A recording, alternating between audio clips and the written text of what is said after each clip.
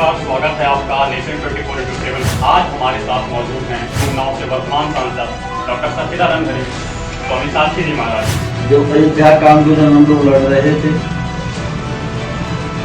उत्तर प्रदेश की मुख्यमंत्री की कुर्सी पर जिस पर आज योगी आदित्यनाथ जी बैठे, उस पर मुलायम सिंह जी बैठा करते थे। बहुत दम्भ भरे शब्द में मुलायम सिंह जी ने कहा था कि अयोध्या में कोई रामभक्त परिंदा पर भी नहीं मार सकता। पर जब हम अयोध्या की लड़ाई जीते थे तो एक पटाखा नहीं चला हिंदुस्तान में।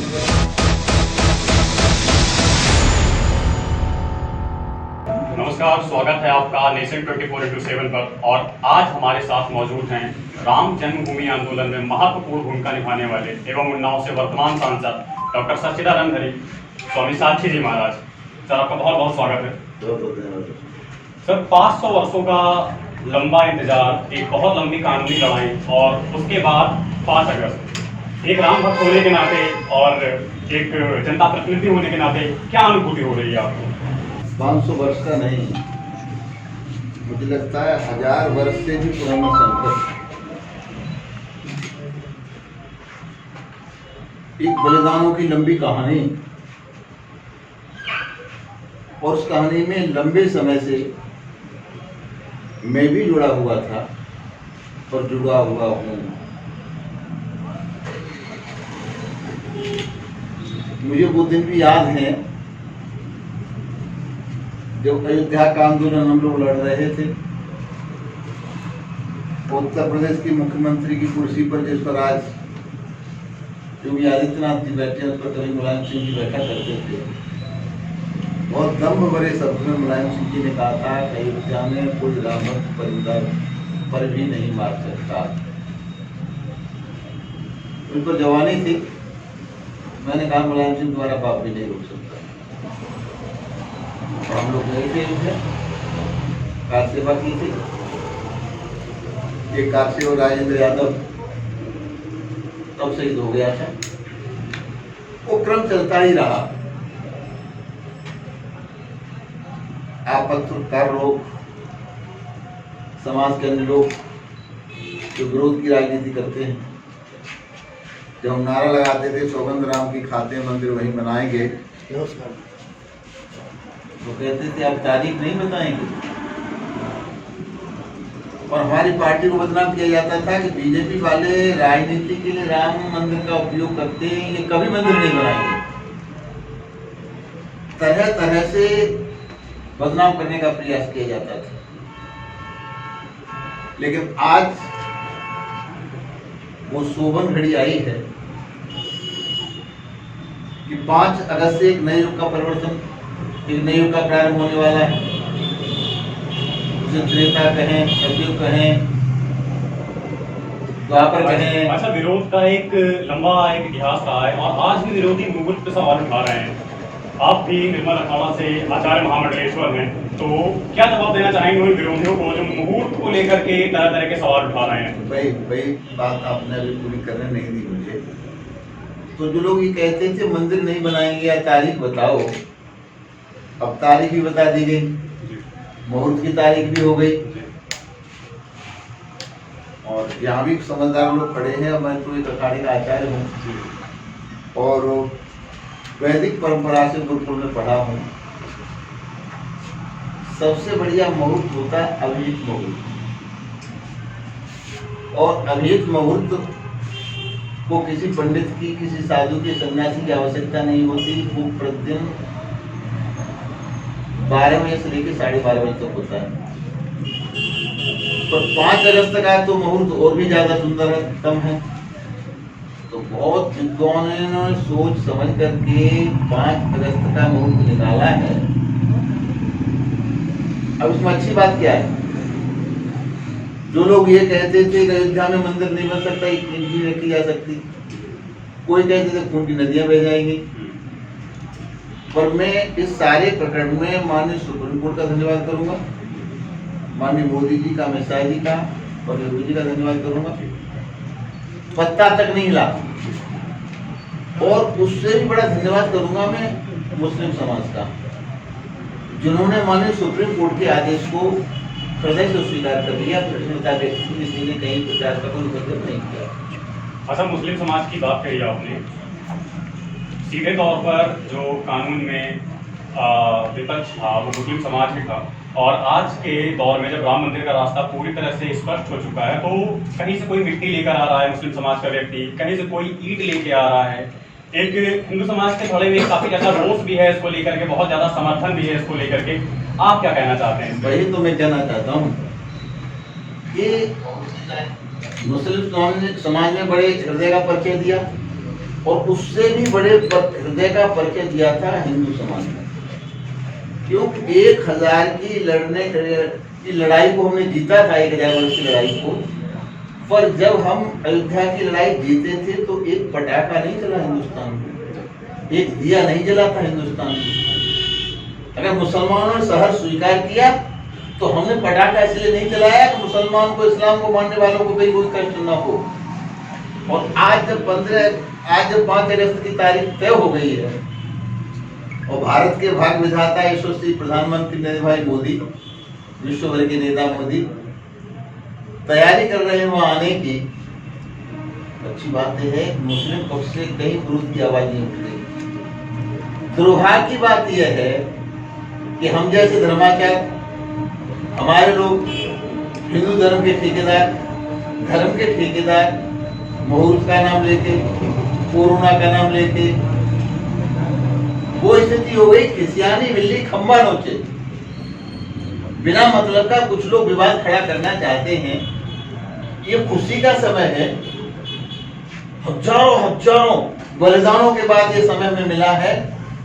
इसलिए आपके चैनल के माध्यम से मैं उन तमाम लोगों से जो विरोध कर रहे हैं उनसे आग्रह करना चाहूंगा, दिया जलाओ, खुशी मनाओ, प्रसाद बांटो।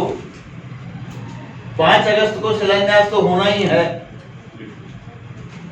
और सारा देश, करोड़ों लोग प्रसन्न हैं, सारा विश्व जहां भी राम को मानने वाले हैं, लोग ये कहने लगे हमने धर्म बदला है, अपने महापुरुष नहीं बदले, देवता नहीं बदले, हम भी आरती करेंगे। सूरीनाम जैसे देश से लोग आ रहे हैं।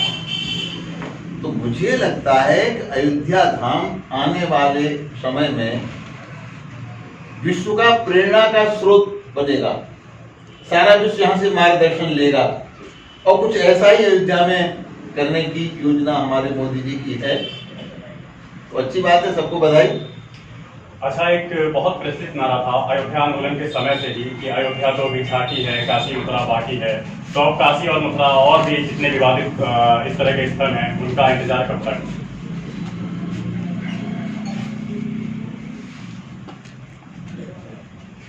जो अयोध्या में स्थिति थी वो स्थिति न तो काशी में है न मथुरा में, लेकिन जहाँ कुछ मिलती जुलती थोड़ी है।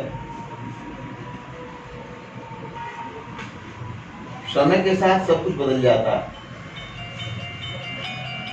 तो मुझे लगता है अयोध्या और मथुरा और काशी के लिए कोई आंदोलन की आवश्यकता नहीं होगी।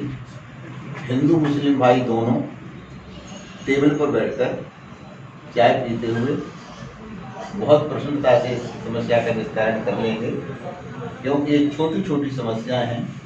देश के सामने और बहुत बड़ी समस्याएं हैं, जैसे चीन सामने खड़ा है, वैश्विक महामारी कोरोना है, सर, और भी समस्या टेबल पर तो कभी रामभूमि मंदिर का बहुत बार समझौता करने का प्रयास किया गया, लेकिन इस तरह की कोई गंगा जमुना आप ठीक कहते हैं, लेकिन पानी की धारा एक बार रास्ता बना लेती है तो फिर पानी उधर से ही बहने लगता है।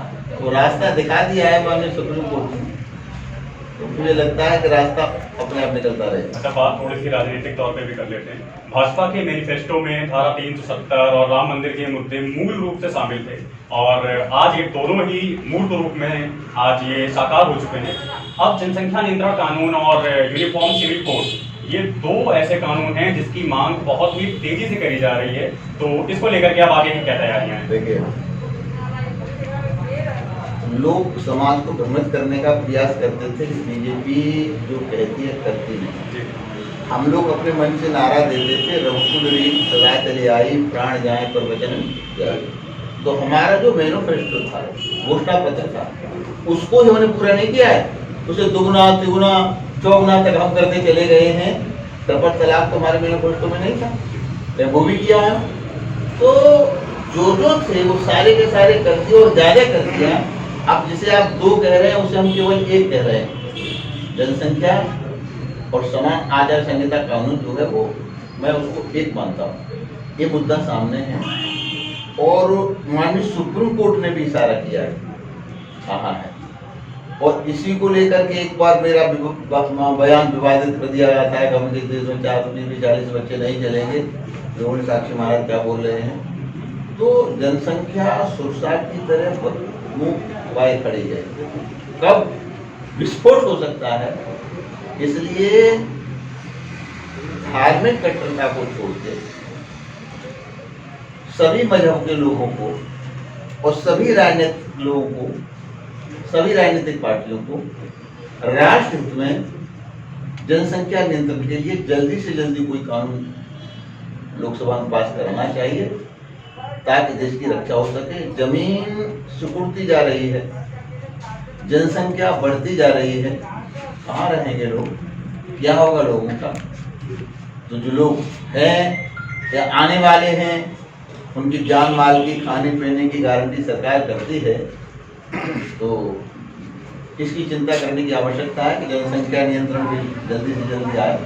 अच्छा, 5 अगस्त को लेकर के जितने रामभूमि आंदोलन में जुड़े कार्यकर्ता थे, कार सेवक थे, वे कोविड के चक्कर में वहां पर मौजूद नहीं रह पाएंगे, तो वे किस प्रकार से इसका उत्साह का किस प्रकार से इस उत्साह को मनाएं, किस प्रकार से इस पर्व को किस प्रकार से इसे सेलिब्रेट करें? आपने बहुत अच्छा प्रश्न किया। इस आंदोलन से मैं बहुत गहनता से जुड़ा था, शुरू हुआ तब से जुड़ा था। उंगलियों पर गिरने लायक लोग नहीं थे तब से मैं जुड़ा था। और सही बात तो यह है कि राजनीति में मेरा जो आना हुआ वो प्रभु श्री राम के मंदिर के कारण ही हुआ। पहले मैं मंदिर से जुड़ा और मंदिर का आंदोलन खींच के मुझे यहाँ तक लेकर के आ गया। तो मेरे तो कपड़े रंगना सफल हो गया, राजनीति में आना सफल हो गया।